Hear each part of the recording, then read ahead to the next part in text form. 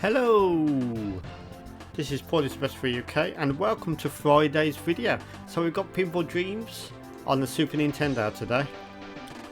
Now this is a game I played way back when in the 90s, sometime in the early 90s probably, or maybe mid 90s, on the Commodore Amiga 500.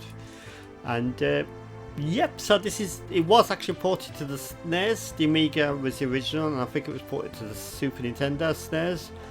And yep, here it is. Now one thing that confuses me about this game on the SNES is the cartridge cost, because if you're paying like a premium just to have it on the SNES with that PCB, and the floppies are much more quicker to develop, then maybe it was much cheaper to have the Amiga at certain points. But yeah, this is Pinball Dreams, so let's go for Ignition. Let's see how it plays. The music sounds quite faithful to the Amiga original actually, so I'm going to shut up for a few minutes while we play Ignition. So let's go for Ignition.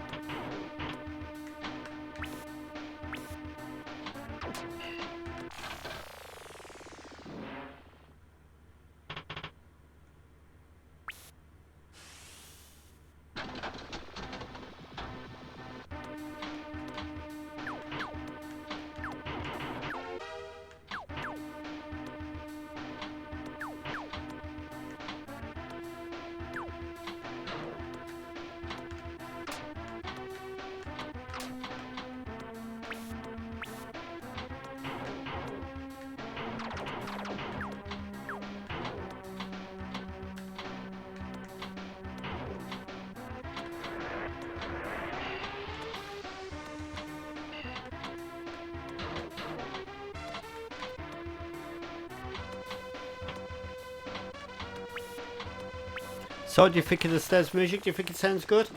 I think that's very similar to the Amiga. It's not quite the same, is it?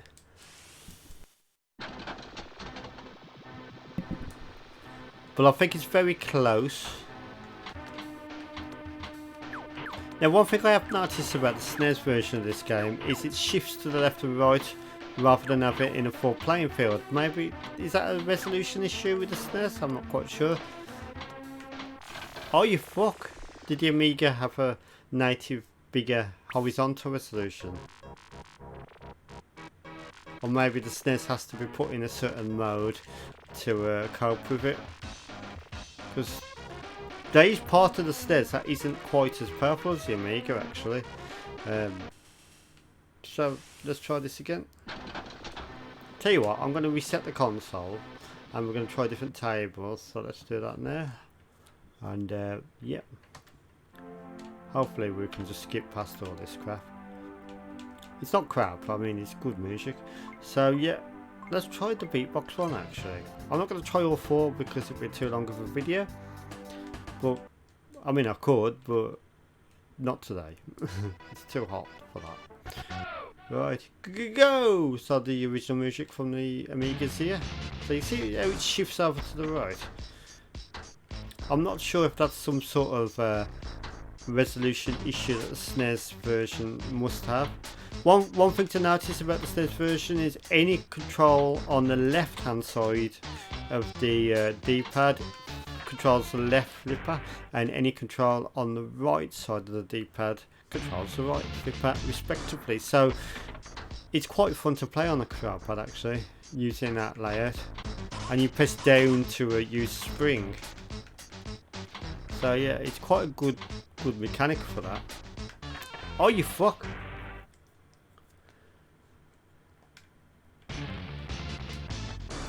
So yeah, Pinball Dreams 1 did appear on the Super Nintendo, and this is in all its glory. I'm sure it is as good as the Amiga, but it just doesn't seem to have the full screen aspect of it for some reason. Like it scrolls left and right as well as up and down, which makes for an interesting gameplay mechanic. To be honest, I prefer the Amiga where it would just be in one horizontal plane. But yeah, other than that, it's a very good game. I don't know if they charged a premium for the cartridge. They probably did. It probably like $44.99 or something silly back in the day. And yeah, so that's Pinball Dreams on the Super Nintendo. Very faithful to the Amiga original. It's definitely a good game, and I'm going to give this one a 7 out of 10. I'm just going to criticise it for the scrolling left and right, and also the potential cost of buying it back in the day. So I'd like to thank you for watching. Have a pleasant Friday evening. Saturday's video is coming up tomorrow, and I'll see you then. Thank you for watching.